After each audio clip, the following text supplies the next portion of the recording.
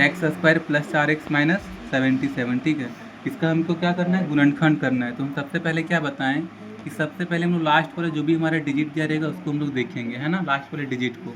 Last वाले digit में क्या देखना है कि क्या ये किसी का मतलब कि पूर्ण वर्ग संख्या है कि नहीं है। तो हमारे पास यहाँ पे कितना दे रखा है, 77।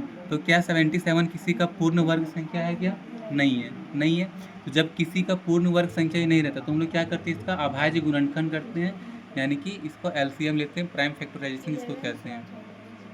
इसको काटेंगे, ठीक है। 77 का हम लोग अगर गुणनखंड करेंगे, एलसीएम लेंगे, ठीक है, तो कितना आएगा, मान के चलो, देखो 2 से 3 से 4 से 5 से कटेगा, डायरेक्टली किससे कटेगा, 7 से।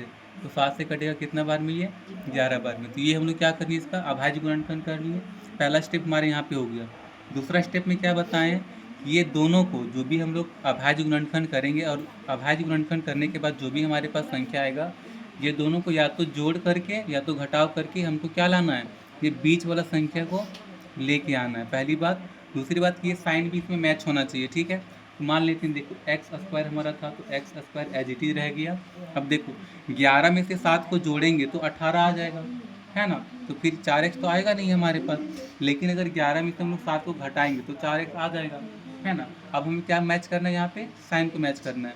तो अगर हम यहाँ पे लिख देंगे कि एक्स स्क्वायर प्लस में 11x, है ना, माइनस में दे देंगे यहाँ पे हम लोग 7x, ये दे देंगे।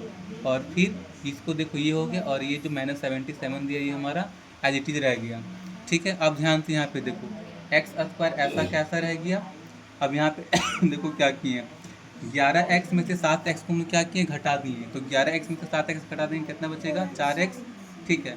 और दोनों में से प्लस माइनस होने के बाद साइन होता है बड़ी संख्या का, तो बड़ी संख्या हमने यहाँ पे क्या लिया है, 11x। और 11x के आगे क्या प्लस का साइन है, मतलब ये भी शुद्ध कर गया, ये हो गया। अब इसको दोनों क्या करना है, हमको गुणनखंड कर देना, तोड़ना है। तो यहाँ पे क्योंकि हमारे पास यहाँ पे 4 डिजिट दिख रहा है ना, तो 2 का जोड़ा इधर लगा देंगे हम लोग और 2 को जोड़ा इधर लगा देंगे। अब क्या करेंगे, दोनों में देखें कि कौन सी चीज़ें कॉमन है, कॉमन है मतलब कौन सा चीज़ मिल रहा है। अब देखो यहाँ पे एक्स स्क्वायर है, यहाँ पे 11x है, मतलब दोनों में क्या मिल रहा है, एक्स मिल रहा है। तो एक्स स्क्वायर से हमने यहाँ पे एक्स को क्या करा, बाहर ले लिया और यहाँ पे ब्रैकेट ओपन किए।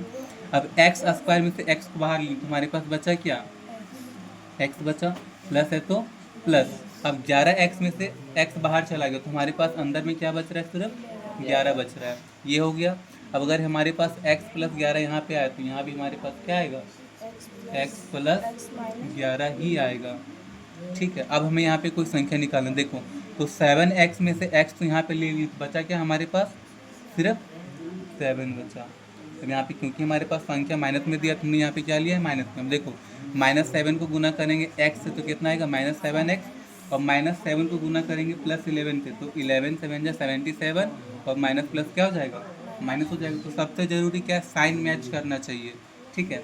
अब हमारा गुणनखंड हो गया, अब लिख देंगे इसको, है ना। पहला हमारा क्या आ गया, x प्लस 11, और दूसरा हमारा क्या आ गया, x माइनस 7, और ये हमारा क्या हो जाएगा, आंसर हो जाएगा, ठीक है। चलो।